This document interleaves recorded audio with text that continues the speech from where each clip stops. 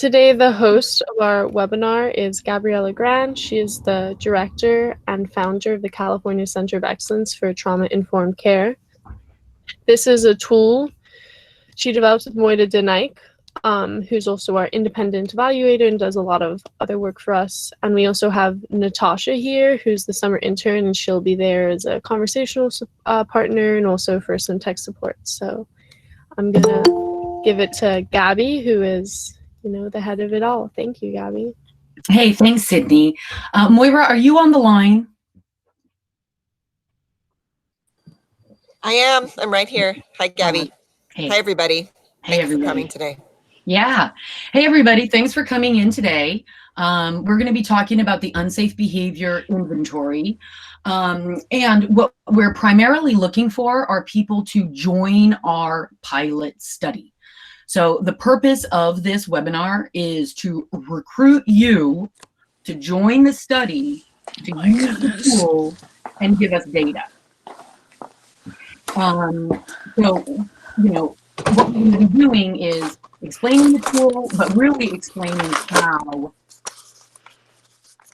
Is there anybody who can put their mics on mute? I'm just hearing a lot of background noise. I'm not sure exactly who it might be. Okay, so we're going to share with you this tool, but the goal is really for you to join us in this study. What Moira is also going to be doing is showing you some of the early outcomes from the data that we have received. And then I'm going to be actually conducting the Unsafe Behavior Inventory with Natasha as just a role-playing client, just to show you how it's done. Okay, all right. So I just wanted to say that the Unsafe Behavior Inventory, both the youth version and the adult version, are the intellectual property of Gabriella Grant Consulting. That's really part of the IRB, as a matter of fact. And it has been developed over many years and many conversations, specifically in my capacity as the California Center of Excellence for Trauma-Informed Care Director and the many, many interns who have been involved, starting with Charlene Phillips, all the way to Natasha today, Sarah and Sydney and Lorena and Octavia and Rosie and Tabith. And there have been just so many interns from Amherst College who have helped out. The Santa Cruz Trauma Consortium, and specifically Susie Humbert, she used the tool. She took it and used it in a shelter, a very temporary shelter, and found that it was effective, and said to me, "You can't drop this. You have to keep on going." So here we are. Here we are 8 years later, still trying to keep on going. I also want to say that we do have an IRB for human subjects research issued by the Utah Division of Mental Health and Substance Abuse, Department of Human Services. And there's the identifier for it. And there's also the grievance person that's a part of the IRB for there to be an opportunity for people to say, hey, what's going on here? So feel free. And we're going to be talking about this tool. Okay, we have a symbol for this tool, and here it is. So when you go onto our website, you should be seeing this image as kind of your guide through and to the UBI. So our objectives today are pretty simple.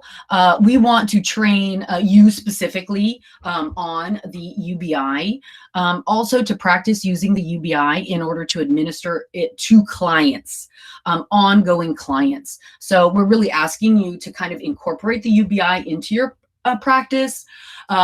Ideally, it's with a new client, although we do have workarounds for working with clients who have already started treatment.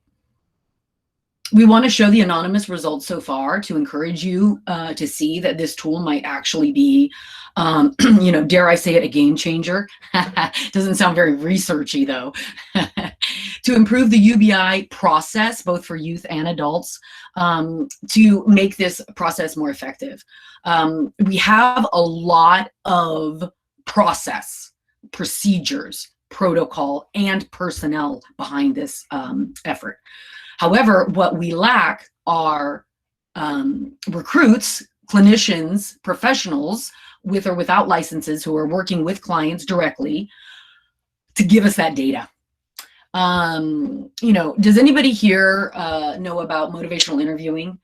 Well, the developer of motivational interviewing, whose name is Bill Miller, I believe, he once said in a conference many years ago, he said it's easier to get a urine sample from a person addicted to substances than it is to get data from a clinician. So I have found that that truism to actually be kind of true, but maybe we can change it today.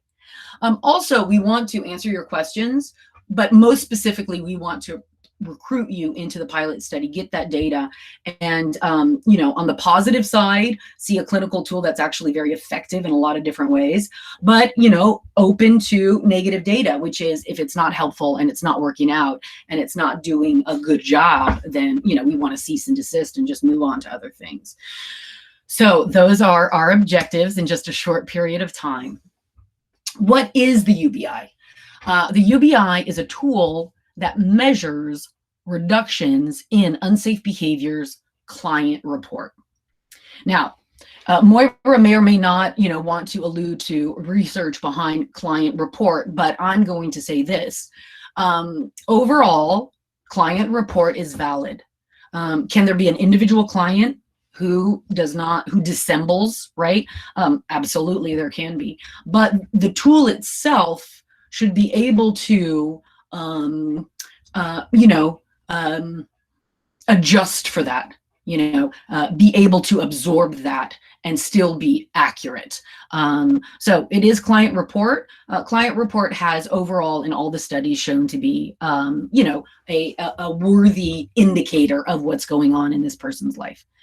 It is administered at the beginning of a client's participation in any kind of service, but we have developed it to really be an effective measure for trauma-informed practices.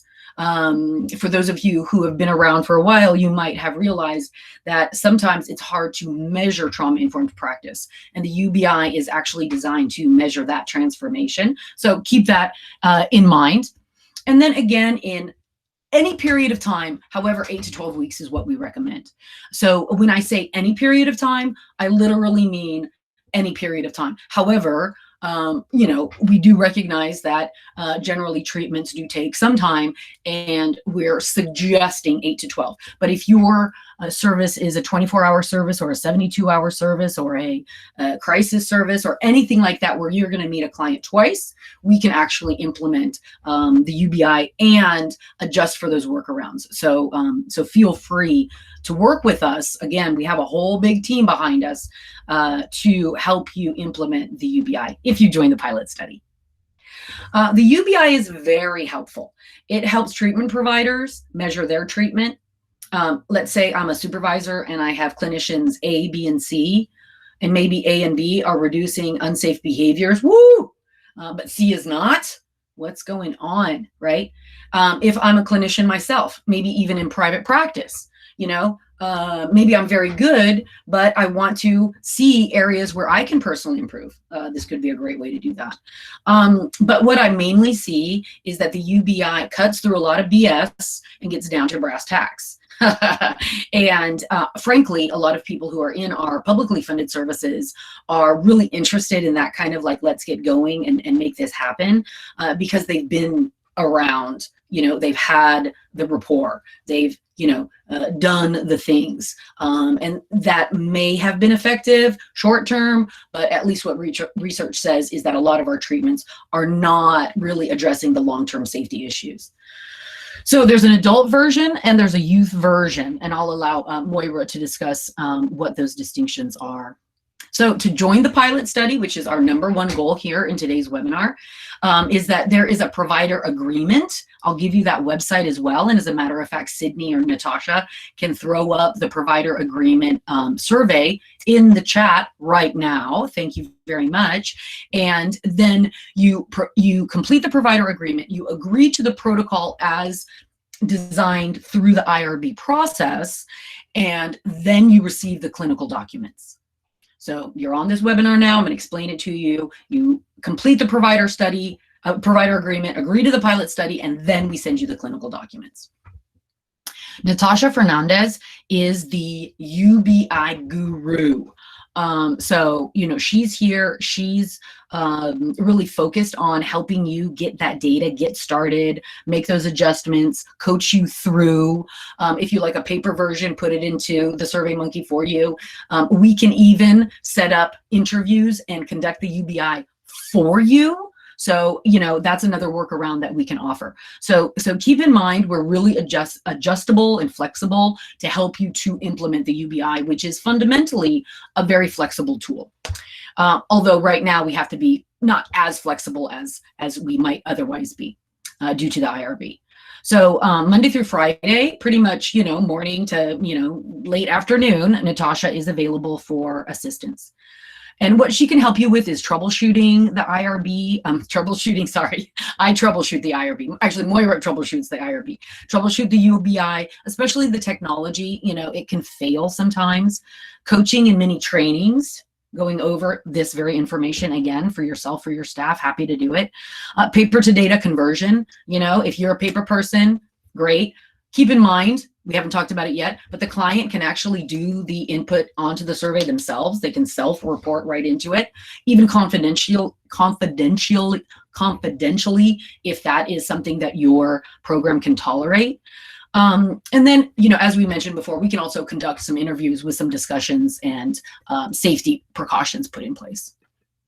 So that is my kind of, you know, opening statement. I want to encourage people to go to the chat box. You can get that provider agreement in the chat box. And I want to ask Sydney and call in Moira, because Moira is going to come in next with that data.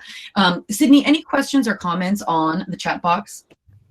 No questions, but if you go into the chat box, you can see a couple of the links that we've posted to the provider agreement and the website. Excellent. Thank you so much. Hey, Moira. Hey. Moira, I don't know if you want to talk just a teensy bit about yourself or about anything before we get into the data, but feel free. Okay. My name is Moira Dunike, and I am an external evaluator. I've been working with the California Center of Excellence for Trauma-Informed Care since what, like 2014, 2015, Gabby?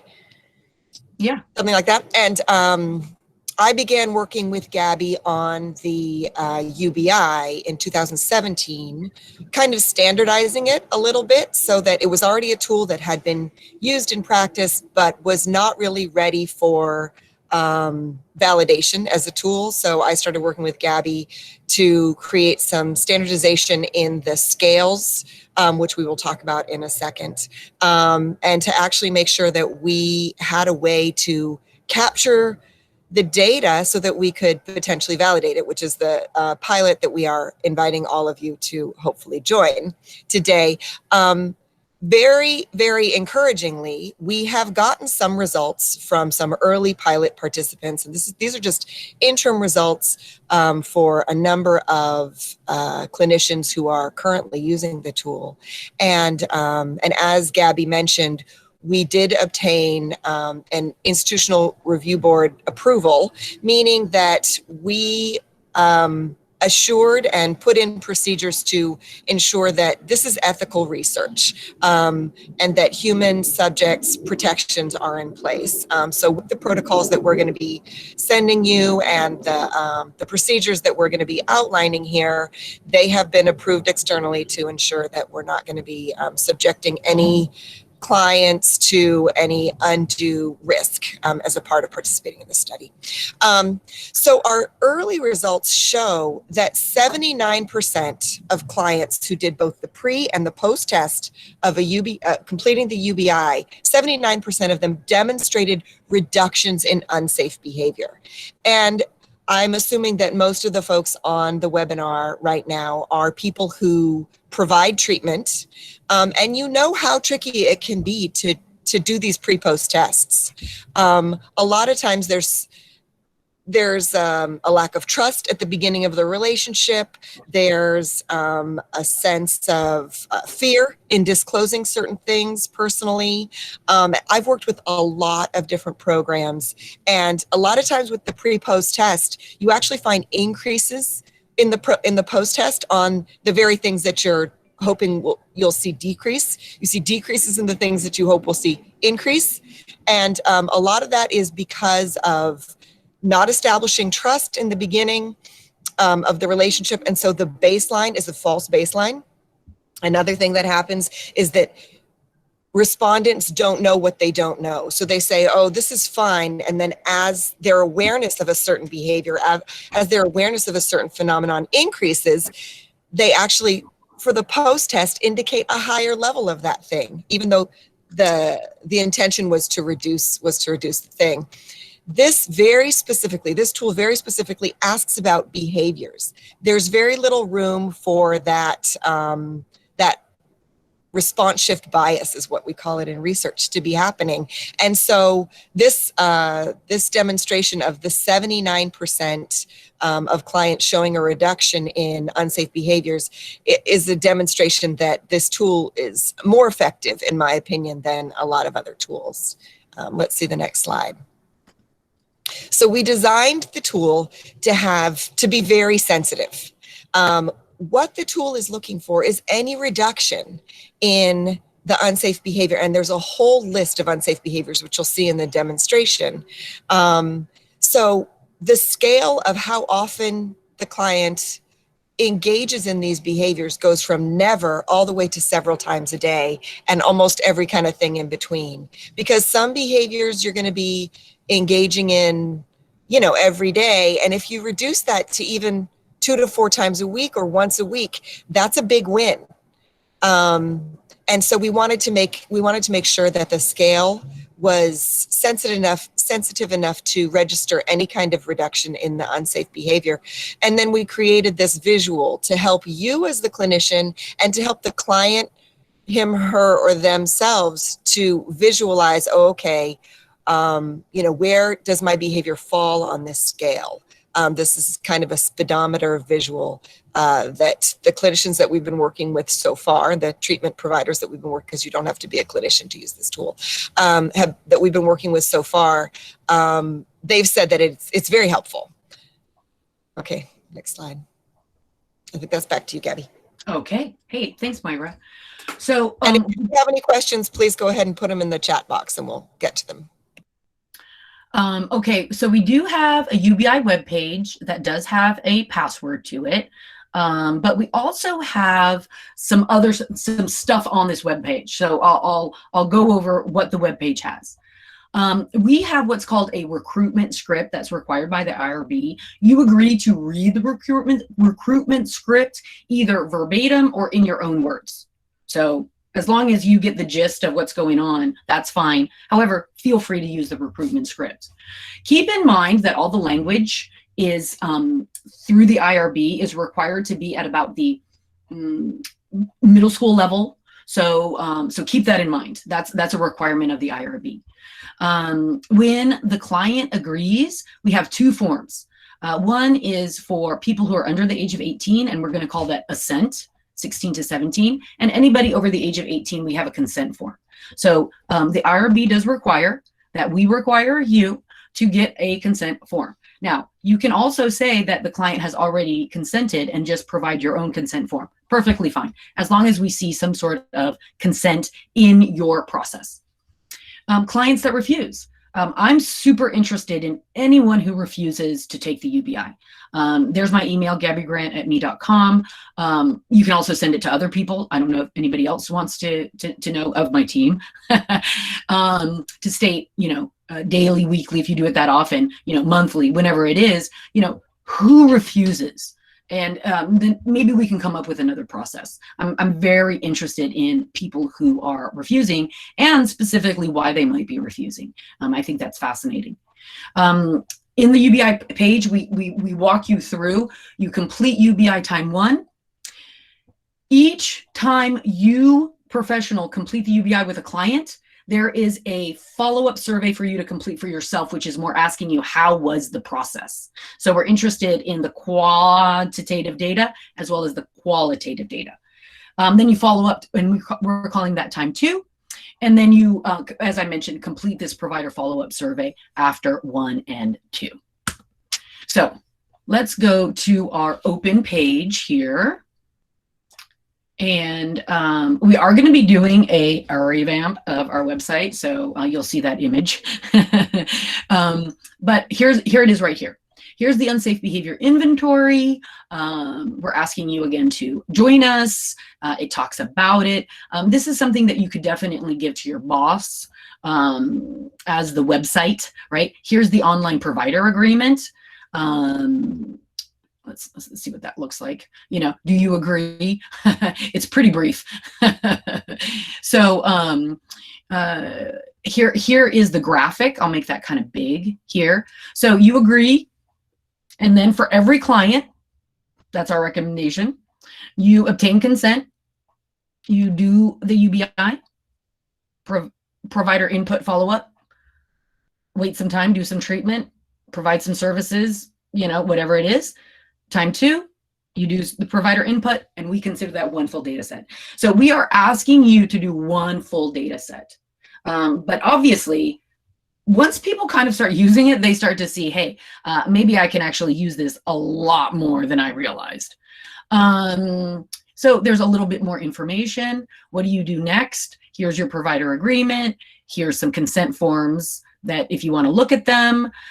Here's the provider agreement, right? So that we can, you know, match your data to you. So the clinician is not anonymous to me, to us as a team, but the client is anonymous, and we'll go through that anonymizing process as well. Okay, great. So we're going to now engage in an active demonstration. I'm going to ask Natasha to, you know, get a glass of water and, you know, put herself into a comfortable, you know, kind of seated position. And we'll begin in a second with our client. Right now, I want to ask Sydney, any questions from the Q&A box? Moira, anything that you wanted to say before I begin the demonstration? All good on this one. I'm sorry, Sydney, I didn't. No questions. Okay. And no, I think that the demonstration really elucidates a lot of the you know what it is that the tool is for and how it accomplishes that. So yeah, please go ahead. All right. I'm going to use the youth one because probably people are, you know, quote unquote, more concerned about the youth version of the Unsafe Behaviors Inventory. We're very afraid of youth's unsafe behaviors, whereas we're kind of less concerned about adults. Okay, so here we are. We're going to begin, and here I am starting. And then here is the first question, which is, I'm a clinician or service provider, or I'm answering these questions for myself. In this case, I am the clinician service provider. Although the client can answer these questions for themselves. So I'm just going to say my agency. I'm going to put in my name and my phone number, and of course remind Moira to, you know, delete this from the. There you go. You can call me. You guys can email me next. Okay. First thing with Natasha, who has, we're assuming in this role play, has given assent. She is a 16 to 17-year-old. And I'm going to ask Natasha, Natasha, hey, before we begin this Unsafe Behaviors Inventory questionnaire, I was wondering if I could ask you a couple of questions in order to make this data anonymous. Meaning we're going to create a special code for you that is only going to be connected to your data as this special code, and no one's going to be able to identify you to this information. Is that something that you're willing to do? Give me some of this information? Yes, Gabby, that sounds great. Okay, great. Hey, Natasha, what are your 3 initials? So I actually do not have a middle name. So okay. Natasha Fernandez, so NF. NF, and then it says, if no middle name, use the number 0. So it's going to be N0F. Now, as what I'm doing right now is I'm kind of jotting this down as a little code right here. And that's how I recommend that you do it. I recommend that you write it down, you know, with a pen and paper, and not just type it in, because as soon as you just type it in, then it's gone. It's going to be more challenging for you to remember it. So write it down. And then here's the next one. What is the day of the month that you were born? 11. 11. All right. So I'm writing down 11 right here. What are the first 2 letters of your elementary school? BA. BA. BA. Fantastic. And you can see that there's a little bit of instruction. If a person has attended multiples or no elementary school, we have some workarounds for that. Natasha, what is your zodiac sign? I am a Libra. Libra. So the first 2 letters are L-I. Libra. For example, if a person does not know their zodiac sign or they prefer not to use a zodiac sign for any reason, we can just use XX. Okay, so now I have my unique identifier for Natasha, which is N0F11 BA LI. Next. Please read. Natasha, pretty much everybody does things that are unsafe sometimes.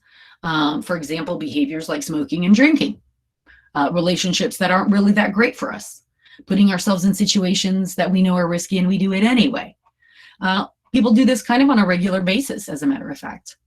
But what we have noticed is that people who have experienced trauma, like abuse or neglect or other harmful situations, often learn how to deal with those situations and those difficult thoughts and feelings connected to those situations through unsafe behaviors. And while these unsafe behaviors can feel good in the moment, they're actually also harming us in the moment. So what this questionnaire is going to be asking about is a whole bunch of unsafe behaviors that especially people who have experienced trauma actually often engage in. It's not that unusual. Some of these behaviors are super unsafe and others are not that unsafe.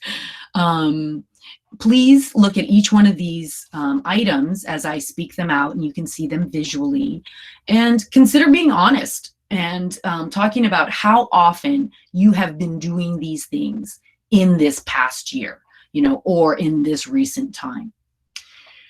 Do you think it would be helpful for you to have a better understanding of your own unsafe behaviors? Is that something that you're interested in? Yes, it is. And do you think it would be helpful once you kind of consider your unsafe behaviors to learn safer ways to achieve what those unsafe behaviors are designed to do, but do it in a more safe way? Yes. Okay. All right. So feel free to be honest. Honestly, I'm not judging you. And in many ways, these behaviors are kind of little superheroes. But they might be kind of those superheroes, Natasha, that have gone, against us, that alternate superhero universe. So are you willing to get started? Yep, let's do it. All right, let's do it. This is Moira, and I just want to do a little time out from the role play just to kind of point out to everyone who's watching a couple of things. One, what we were doing in that script that Gabby just read is it's an intentional kind of strategy to help minimize the social desirability effect. So, when you're answering questions about things that are sensitive like this, there is the tendency to kind of want to present yourself in the most favorable way. And what Gabby just did with Natasha was to help her to feel safe in disclosing things that maybe are not socially desirable behaviors. The other thing that I want you to notice is how Gabby really turned it into her own language. She made it more conversational. It didn't feel formalized. It didn't feel off-putting. Gabby really kind of chatted through it. And we encourage you to also, say those things, but say them in your own voice so that it feels authentic to the client that you're working with. Thanks. Sorry for the interruption. All right, fantastic. So what I would usually have here is, let me go back to it. Natasha, is this visual right here, right? So Let's imagine, Natasha, that you have this visual of the speedometer with you, and you can actually use your finger to kind of say, yeah, I do that however much. So keep that in mind. Oh, where is it? There it is. Okay. So how often do you find yourself these days? How often do you find yourself fighting or provoking fights? For example, calling people names or insults. How often? I'd say about 2 to 3 times a month. Okay. Okay. How often these days do you hit, kick, or shove people? Not very often. I'd say 1 or 2 times a year. Okay. All right. How often these days are you putting people down online or in person, for example, infighting, backbiting, drama making, different than physically fighting? I'd say 3 to 5 times a year. Okay. Okay. How often are you these days losing control of yourself? For example, not being able to stop yourself from saying angry words, not stopping yourself from running into traffic, not stopping yourself from hitting something hard, etc. Maybe 2 to 3 times a month. Okay. Okay. How often these days are you hurting yourself on purpose? For example, hitting, banging your head, burning, cutting, other kind of intentional self-inflicted wounds? Never. Okay. How often these days are you doing unlicensed self-piercing or self-tattooing? 1 or 2 times a year. Okay. All right. How often these days are you pulling out your hair and or eating your hair? Never. Never. There it is. How often these days are you picking at or scratching your face or body, biting your nails, or chewing skin to bleeding? Every day. Okay. Okay. Every day, once a day, more than once a day, or a whole bunch of times a day? I'd say more than once a day. Okay. All right. How often these days are you engaging in extreme behavior? Jumping from cars, jumping stairs, riding a bike or skateboarding through traffic, or other activities with a high likelihood of injury without usual or needed precautions like a helmet, a buddy, training, knee pads, etc., etc.? I'd say about every 2 months. Okay. About every 2 months. There it is. How often are you overeating? And what we're talking about is eating way more than comfortable. You're still eating even though it's uncomfortable. Maybe 2 to 3 times a month. Okay. Okay. All right. These days, how often are you intentionally making yourself throw up? Never. Okay. All right. How often these days are you under eating, restricting your eating so that you are still hungry throughout the day? 2 to 3 times a month. Okay. All right. All right. How about this? How often are you eating food with little to no nutritional value as your main meal? For example, mainly unhealthy junk food, mainly soda or sugary drinks, mainly candy, mainly energy drinks at your main meals. I'd also say 2 to 3 times a month. Okay. All right. How often these days are you eating non-food items like paper, soap, plastic? I already talked about hair, so we'll ignore that one. Paper, soap, plastic, matches, dog food, or other items that are not food. Never. Okay. All right. How often these days are you using laxatives or purgatives to lose weight? 1 or 2 times a year. Okay. Okay. 1 or 2 times a year. How often these days are you exercising more than 2 hours every day or almost every day? I'd say about once a month. Okay. Okay. How often are you these days exercising alone at night outdoors? Never. Okay. How often these days do you exercise when you're injured and it hurts? I'd say about once a month. Okay. All right. How often do you punish yourself for not exercising these days? 2 to 3 times a month. Mhm. Okay.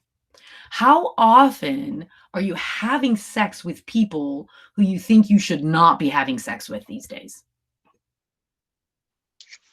1 or 2 times a year. Okay. All right. All right. How often these days do you lie about sex? 1 or 2 times a year. Okay. All right. How often these days are you not using condoms, birth control, safety precautions while having sex? 1 or 2 times a year. Okay. All right. And how often these days are you having sex when you might be unaware of your own or your partner's HIV status? Never. Okay. Okay. How often these days are you going out with strangers, hooking up or attempting to hook up with people you don't know? 1 or 2 times a year. Okay. All right. And how often these days are you meeting strangers from the internet? And we're talking about really forming romantic relationships over the internet, sharing intimate details and photos with yourself with strangers, and you do not have a personal safety plan, or you're keeping all that stuff secret, or you're sending that person money. 2 to 3 times a month. Okay. Okay. Oh, that's a year. Sorry. 2 to 3 times a month. Let's see. We have 2 to 3 times a month. There it is. Thanks. Okay. How often are you having sex with strangers these days? 1 or 2 times a year. Okay. And how frequently these days are you exchanging sex for money, food, goods, or housing? Never. Okay. And how often are you committing crimes, engaging in illegal behavior, shoplifting, possession or selling of drugs, breaking into buildings, driving without a license? So kind of those level of crimes. About every 2 months. Okay. Every 2 months. There it is. And how often are you getting arrested these days? Never. Okay. How frequently these days are you using fraud to get money or services? 3 to 5 times a year. Okay. All right. There it is.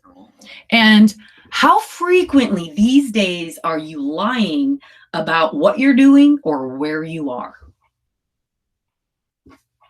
Once a week. Okay. Here it is. Once a week. There it is. How about this one? How often are you breaking the rules or being defiant just because you can, different from political protest? Every day. Okay. Every single day. How frequently are you not caring for your own hygiene? For example, not bathing, not brushing your teeth, wearing dirty clothes? About once a month.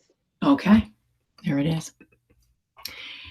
How frequently are you using any mind-altering substance? For example, alcohol, cannabis, weed, prescription drugs that are not prescribed to you, cocaine, opioids, shrooms. The list is long. About once a month. Okay, here it is. And how often are you using a substance to a point where you think you might be damaging your own health? 1 or 2 times a year. Okay. All right. Okay. And how frequently are you smoking, chewing, vaping, or snorting tobacco? 3 to 5 times a year. Okay. And how frequently are you sharing hypodermic needles or using used needles? Never. Okay. And how frequently are you sharing personal items with other people, like razors or toothbrushes? 1 or 2 times a year. Okay. And how often are you under the influence of drugs or alcohol, either at school or at work?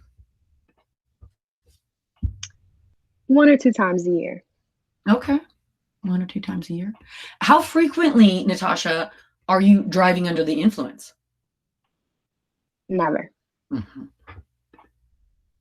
And how frequently would you say you spend time around a violent person? Never. Okay. And what about spending time around a person who insults you? I'd say 2 to 4 times a week. Okay. There it is. 4 times a week.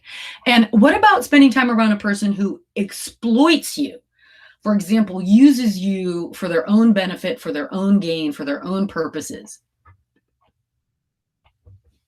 About once a month. Okay. There it is. How about how frequently are you unaware of the people in your surroundings to the point where you might actually be in danger? Never. Okay. And what about putting yourself down by saying bad things about yourself to others or just to yourself? Things like, I'm an idiot, I'm ugly, I'm disgusting, I hate myself, nobody cares about me. 2 to 4 times a week. Okay, there it is. And how many times would you say these days are you easily angered, easily upset, overreact to the things that people say to you or about you? More than once a day. Okay, there it is. More than once a day. How frequently are you socially isolating yourself? Social inactivity, to an extreme level, we'll say these days. I'd say 2 to 4 times a week. Okay. How frequently are you not joining in with community activities when you're invited? So you're basically, how often do you say no to invitations to do things with other people? I'd also say 2 to 4 times a week. Okay, 2 to 4 times a week. How frequently these days are you running away from home or going AWOL from where you're supposed to be? So wherever you are, you're not there. How often? About once a month. Okay. And how frequently are you neglecting school or studies?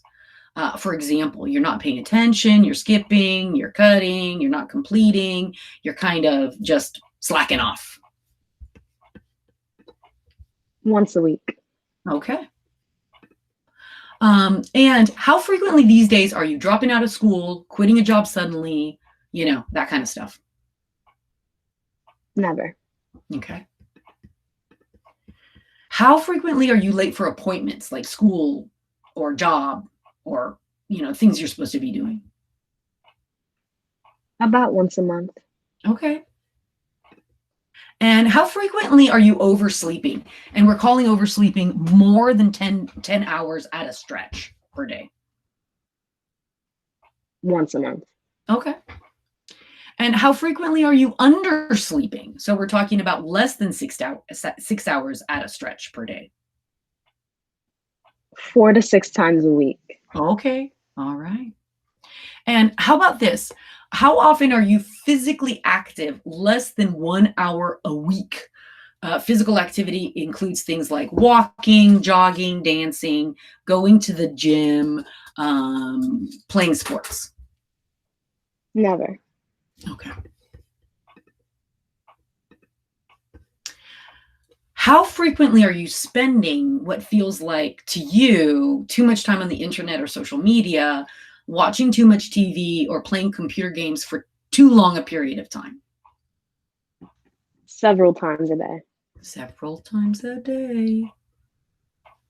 There it is. How frequently do you think you are downplaying your need for safety? You don't think your safety matters these days? Never. Okay. And how frequently are you downplaying your need for help, refusing offers or opportunities to get help from people? 4 to 6 times a week. Okay. All right. How frequently these days are you not asking for help when you know you need it? Every day. Every single day. There it is. How frequently, and we've got just a few more, we're almost there. How frequently are you being overly protective of yourself in response to feeling threatened when there's nobody actually threatening you? About once a month. Okay. And how often are you making decisions based on a belief that others are plotting or planning against you when in fact there is no actual evidence that anybody is doing that? Once a week. Okay. How about this? How often do you find yourself constantly worrying, repeatedly thinking about distressing things and imagining the worst these days? Several times a day. Several times a day. There it is. How frequently do you ignore the little voice inside your head that tells you that you are doing something risky these days? Several times a day. Okay, there it is. And Natasha, how often these days do you think about killing yourself? Never. Okay. And how frequently would you say you are these days destroying or damaging property in your home or your school? For example, punching holes in walls or doors, breaking or intentionally scratching furniture, writing on walls, or even hoarding unsanitary items. About once a month. Okay. Is there any other unsafe behavior that you'd like to list that has not been discussed yet? No, I don't think so. Okay. And I'll just not answer that question. Okay, now I'm going to press next. And totally voluntary, would you be willing to give some personal information about yourself in terms of your race, ethnicity, and gender? Sure thing. Okay. Which race, ethnicity best describes you? Hispanic. Hispanic. Which gender identity do you most identify with? Female. Okay. How old are you today? Remember, you're 16 or 17. I am 16. Okay. Do you, Natasha, have any comments about improving this questionnaire? No, thank you. Okay. I'm going to press this next button. So here I'm reminded to complete the follow-up survey. Uh-oh. Okay, good. Here I'm reminded to complete the follow-up survey. You can also print a copy, and then we have some information just in case something's gone awry. Nothing's gone awry. I'm pressing done.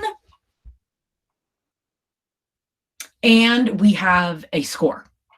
So I'm going to show this to my client right now, Natasha. After answering all these questions, you have scored 33.33%. So one way to think about this is that of all the time and all the activities that you can be engaging in, about 1/3 of your behaviors were on that list. Any thoughts?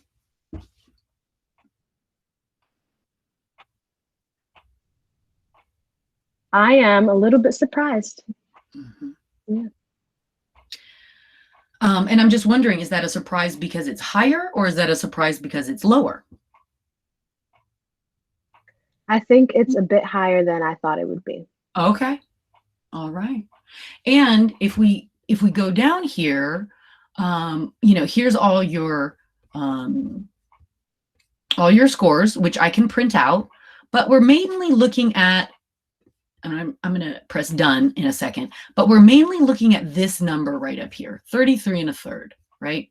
33.33. We also have points, 264 points out of a total 792 points.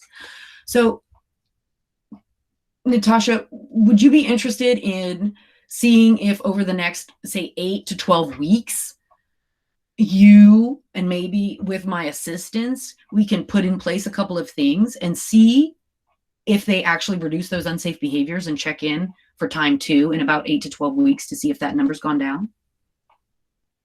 Yes, I'm interested in that. Okay. I'm interested too.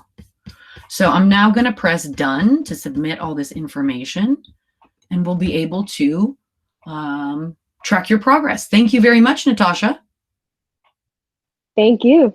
All right. End of role play. Thanks a lot, Natasha. And so I'm going to come back to my webinar right here. And we just did that active demonstration with a client. Please, if anybody has any questions, Sydney, check that chat box. Let me know. Natasha, any thoughts or comments kind of about role-playing that client? And then I'm going to ask Sydney if anybody has any questions. No questions. Natasha, what was it? What was your subjective experience role-playing the client in that role play? Yeah, personally, I feel like towards the beginning, I got to a point where, I almost didn't care what like the other person, like the clinician thought of like the actions I was making. So I was more inclined to be honest and really see like what, and it made me notice like what types of behaviors I've been engaging in my life. And when you answered the questions, did you sometimes surprise yourself with your own answer? Yes, I did. It's a very cut through the BS kind of tool. And as a result, it's a very, very good tool. So thank you very much, Natasha. And Sydney, still no questions. And then I'm just going to say, Moira, come on in if you wanted to say anything. And then we'll just continue with our presentation. Thank you, Gabby, and thank you, Natasha. I would just remind everyone that it is a great idea to print up that the screen when you have all of those answers. It's a really good planning tool. It's a good tool that helps the client recognize what behaviors she might want to focus on, and it helps you as the treatment support person to identify what to focus on. And being able to print that up, you want to print it up before you hit the done button though, because once you hit done, it's pretty much gone. You can reach out to us and say, hey, I accidentally hit the done button. Can you give me this? Can you give me the answers to this? And we can do that manually on our side, but try to do it before you hit the done button so you don't have to kind of like go through those extra steps. And then that number, it prints up at the top of the screen, and that is a really useful number for you to be able to reflect back to yourself and to your client and to the whole agency, really, if you are tracking that data internally for your whole agency, to be able to really notice when your clients are reducing their unsafe behaviors. Nice. Sydney, any questions from folks? No questions, but thank you everyone for coming. We'll make the recording accessible to everyone. So remember, as we're kind of ending, relatively early. We're not ending. We're not ending. We're not ending. We're gonna look at the data again. Okay. With an eye towards, now we understand what this 79% means a little bit better since we've actually watched the tool in action. We have a better sense of what that 79% means. So just showing you this little pie chart again, and then advancing to the next slide. So what we've seen with the cases with the matched pre-post sets that we have so far, not only do you have the vast majority of clients being able to mark a change in their behavior and a reduction in unsafe behavior, that it's actually pretty significant, the amount of reduction that we're seeing. So Natasha's score, I already forgot it. Gabby, do you remember what that score was? 347. 347. 347. Okay, so the average pre that we have with the data set that we have so far is 277.5. So that's fairly high when you think about what Natasha was saying yes to and how frequently she was saying that she engaged in those behaviors. 277.5, that's the overall pre-average. The overall post-average, it goes all the way down to 157.5. So it's a big drop in the frequency and the number of behaviors that folks are engaging in. So that's a significant drop in risk.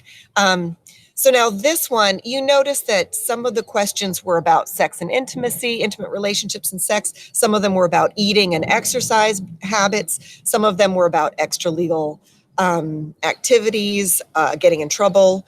A lot of them were about self-harm. Some of them were about compulsive behaviors and untreated mental health issues.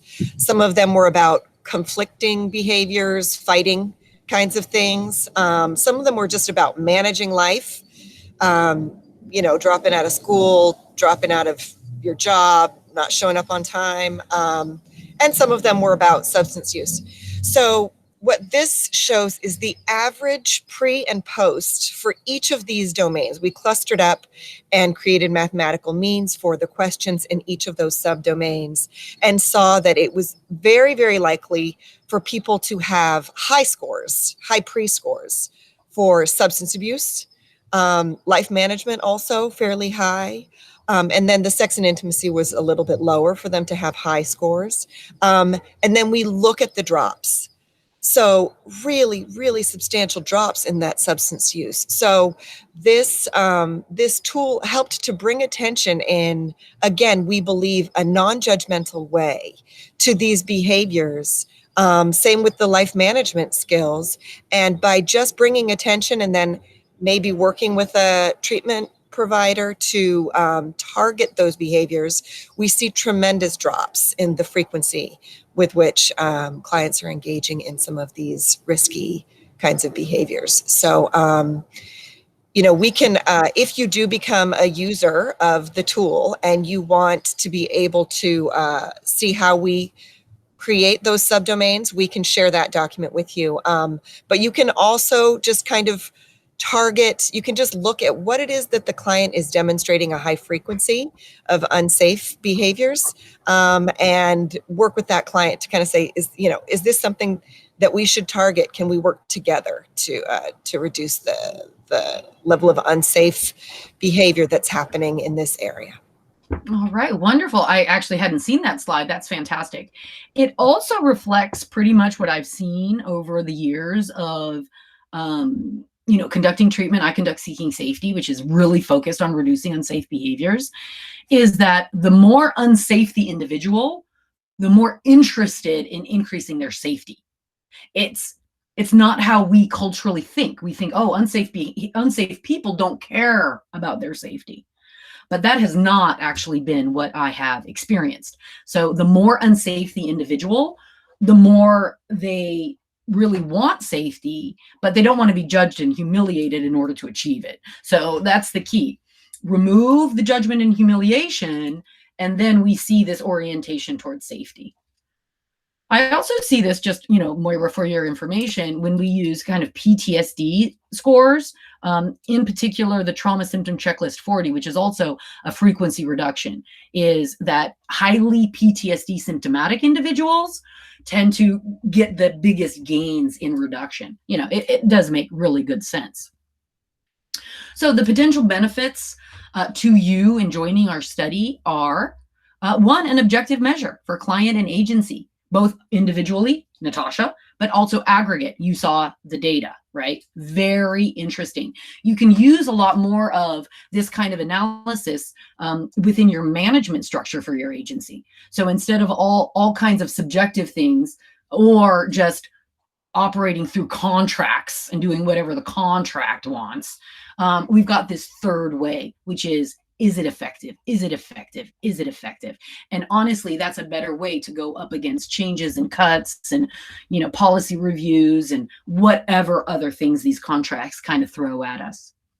The IRB is issued for human experimentation. So you as a individual person, as well as your agency, can feel pretty comfortable that your CYA is happening, right? That you guys are kind of protected by this IRB. You're not going off into legal unknown land. It, as you see, moves treatment towards safety issues quickly. As a matter of fact, our client, Natasha, is probably thinking about these things very differently. She's noticing these things a little bit more. These unsafe behaviors flourish when we're unaware of them. But as soon as we become aware of them and they are uncomfortable, we start to say, hey, that's actually not that good for me to bite my nails until bleeding. It prioritizes immediate risks to address. I have done the UBI where people do not disclose suicide, as in Natasha's situation, but where people actually say that they think about suicide multiple times a day. So we do have, as part of the process, a suicide disclosure form, a suicide policy, and a suicide intervention suggestion. But what we always recommend for you to do first and foremost is follow your agency policy, right? Follow your agency policy. But we give you some suggestions just in case your agency doesn't have such a policy. Also, if suicide is disclosed, we want to prioritize that immediately. So that kind of shadows everything else, and the treatment has now shifted to a suicide prevention kind of orientation. For those of you who are not yet trained in suicide intervention and suicide assessment, my recommendation is the Canadian program ASSIST, ASIST. Very good. But there's others that are out there. As long as they're evidence-based for suicide prevention, you can, clearly use them. The UBI is also an effective measurement for treatment and for treatments. Here I'm doing seeking safety, here I'm doing EMDR, here I'm doing primal screen therapy, right? Which one works the best? So instead of belief systems, this is my, I follow, Freud, or I follow, whoever I follow, is it effective? That we're always coming back to this effective objective measure. It's a good performance measure for performance evaluations of staff. We're wanting to address these issues, Gabby, because your clients do not appear to be reducing their unsafe behaviors. First of all, what the heck are you doing? And then secondly, what can our organization do to help you? And third, is this the right fit for you, right? Just because I care about kids doesn't mean I necessarily should be unleashed upon them. And then the final potential benefit is, while it is uncomfortable, it does cut through the BS. And as a result, clients kind of dig it, it kind of puts us in a much more real kind of situation. So I'm going to ask everybody here in the UBI, any questions, any comments, and specifically throw up, do you see some implementation barriers? Like, what's getting in your way from moving forward and joining the study right now? So I'm going to ask Sydney to check out that chat. And as a matter of fact, why don't we throw that provider agreement up right now? And just invite people to complete the provider agreement right now. That's the first step. So let's get that provider agreement thrown back up again. And let's hear, what are the implementation barriers that are preventing you from joining this amazing study right now? Sydney? Bree has asked if any of the data includes adults or kids before that are incarcerated. Not currently. This is Moira. Not currently. We do not have any providers that are working in incarcerated settings. But as long as the provider is someone who is not putting the incarcerated individual at risk of self-incrimination, I would say that there's nothing that would prevent it from being used in an incarcerated setting. Okay, so that's true. And actually, we've got a group that have agreed to use the UBI, and that's where we're getting most of our data from. And in this group, they are youth focused. It's actually youth and transitional aged youth, but we're using the youth survey for that entire population. And many of those youth are probation referred. So even though the setting is not incarceration, many of the youth who are engaging in the UBI are probation involved youth.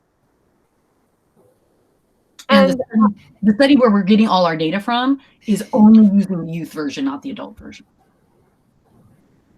And Anna So far.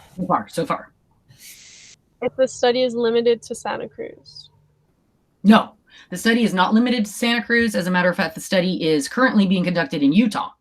So not just Santa Cruz, not just California, and not coastal United States, but also the mountain states can use the UBI.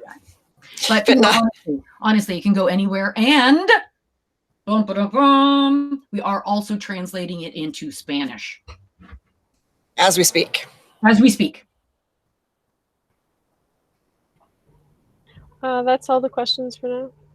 What's getting in the way of implementation? This is what I'm asking you guys. What do you think is getting in the way?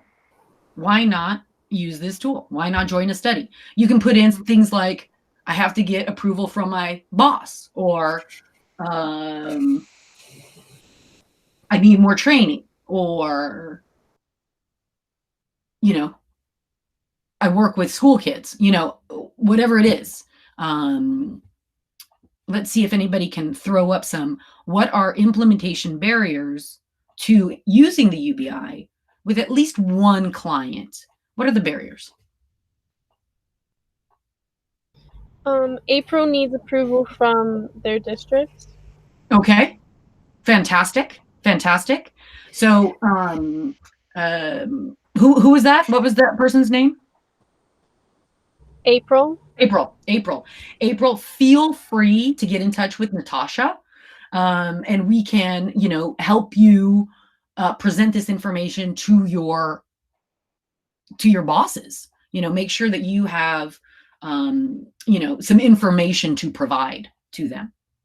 And that goes not only for April, but for everybody. And April also wants to know about costs because of budget constraints. This is currently a free tool in the pilot study. So I don't see any costs.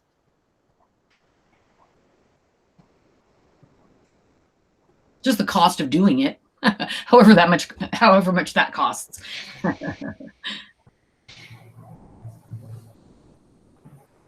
We would also say there is another option, which is if you have I'm assuming April is a school-based provider.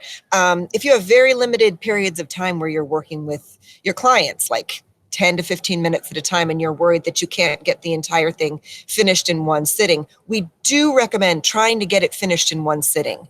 You know, while the client is in that mode, it's just good to get through the entire tool if you can. But you know, maybe there's a fire drill, whatever. There are things that interfere with life, and you can print it up. If you think that that's going to happen, you can print it up and complete it later. And as Gabby mentioned, you know, the California Center of Excellence for Trauma-Informed Care and Gabriella Grant Consulting has, you know, some human power to input that for you if that's the implementation barrier. So I'm just not going to be able to input this. I did it, you know, half online and half in person. I'm sorry, half on paper. You can always contact us and say, hey, can you input this? And we can. That's right. And we can also conduct the interviews themselves, but we would want to have some, you know, specific discussion with you and your agency so that we do that in a way that adheres to your environment as well as our IRB. So Sydney, any other comments from the chat box? Yeah, Anna says that they work primarily in the school system and would be presenting this info to their collaborative partners and is not sure if any of them will be logged into this webinar. So we'll definitely have the recording of the webinar available and also all the documents if you'd want to share that, Anna. And by all the documents, we mean not the clinical documents. You'll only get the clinical documents after you agree to, you know, do the documents the way that the IRB requires. So what we can provide you is all the information from the webinar, but you have to complete the provider agreement to get the clinical documents. Has anybody completed the provider agreement right now? Go to the chat box. Let us know. I would also, just a little point of clarification, especially since it looks like there are a few folks here who are working within the school system. We have a youth assent form as well as a parent or guardian consent, and all of those documents are available with the links there, the clinical documents that we will connect you to. Yeah. And we're using the ages 16 and 17. If you want to work with the UBIY with ages under 16, our IRB does not cover that. So that's the only reason.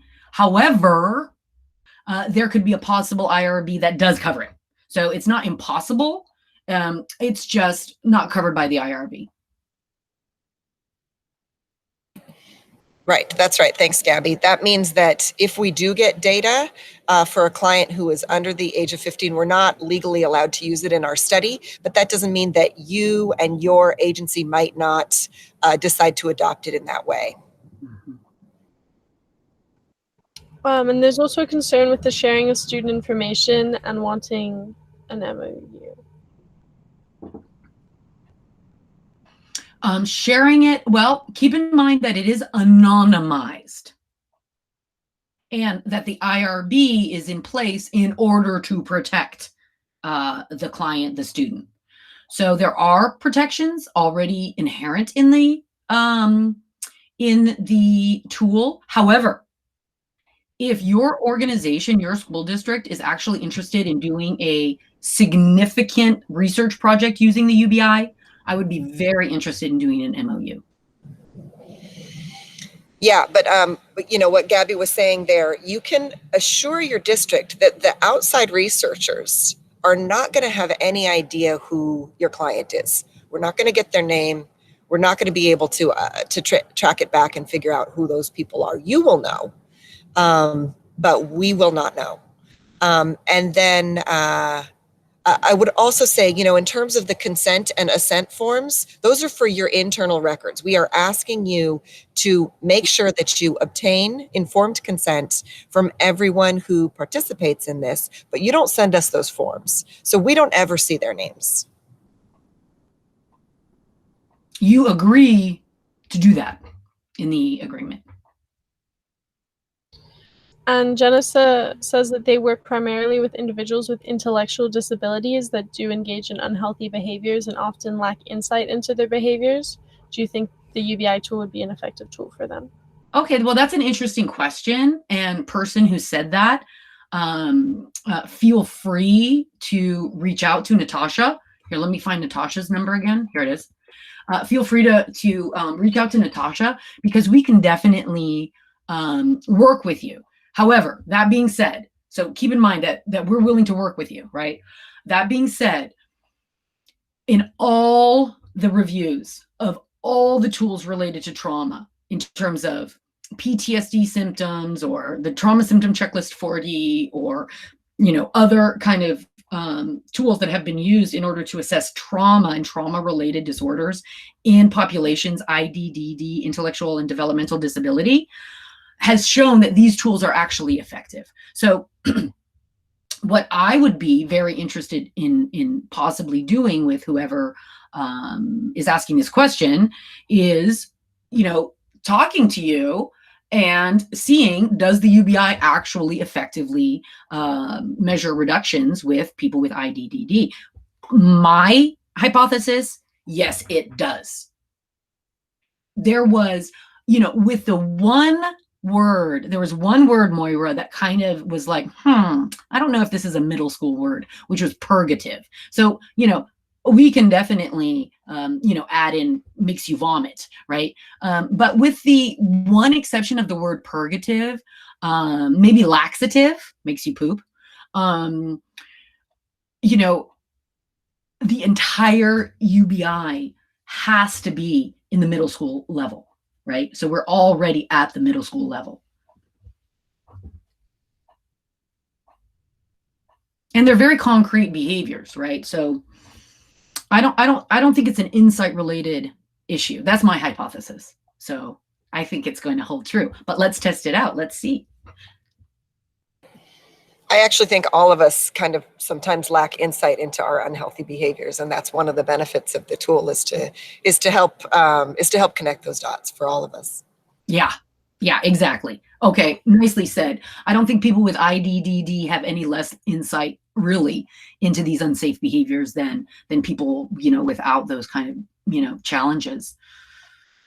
Yeah, that is helpful for everybody. That's at least the theory. Sydney, anybody else? No, that's everything. Okay, folks, you get one last chance to throw up a challenge or a concern. Natasha, can you check in and see if anybody has completed the UBI provider agreement? I just wanted to, let people see the provider agreement here. Remember how I said, write down that thing, that code for your clients, because in the provider agreement, you're going to be asked for it again so that we can match it up. Gabby, that's not the provider agreement. That's that is the follow-up questionnaire for the treatment provider to provide us feedback. Yeah, that's what I meant. Sorry. Provider agreement, pretty short. UBI follow-up agreement, a little bit longer. But it basically kind of goes through the process. And let me just show folks negative reaction. What did the client kind of do? I'm not sure why it looks this way, but how did the client react? There's a whole bunch of reactions. And then how did you react? There's a whole bunch of reactions for also the provider. So we get this qualitative data as well. Moira, you had actually put up some data on that. Really I think I spoke of the data, which is that a small majority, 55% of treatment providers who have used this tool have actually, for each instance that they've used it, said that there was a positive reaction, that the client actually reacted in a positive way. And then a bunch of them said that it was a neutral kind of response to the tool, and a very, very small number said that there's some kind of a negative reaction.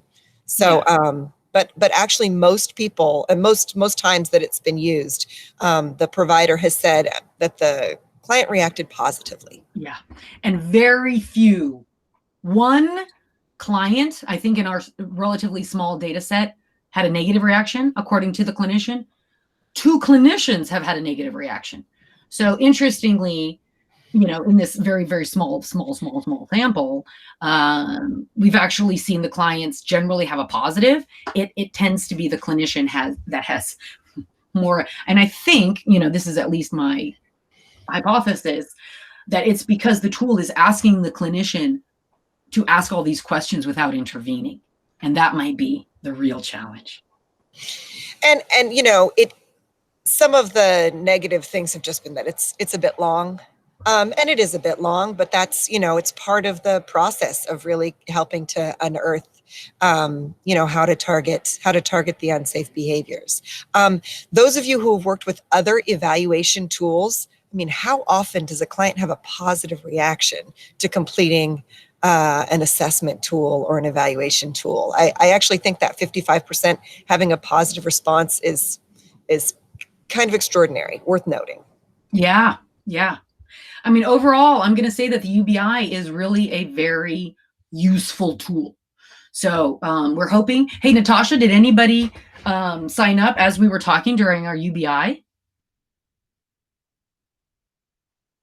And Sydney, any other questions?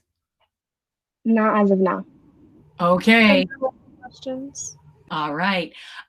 Hey, Sydney, can you go ahead and fill out the provider agreement right now, just so that we can test it and to make sure that our provider agreement is kind of coming through.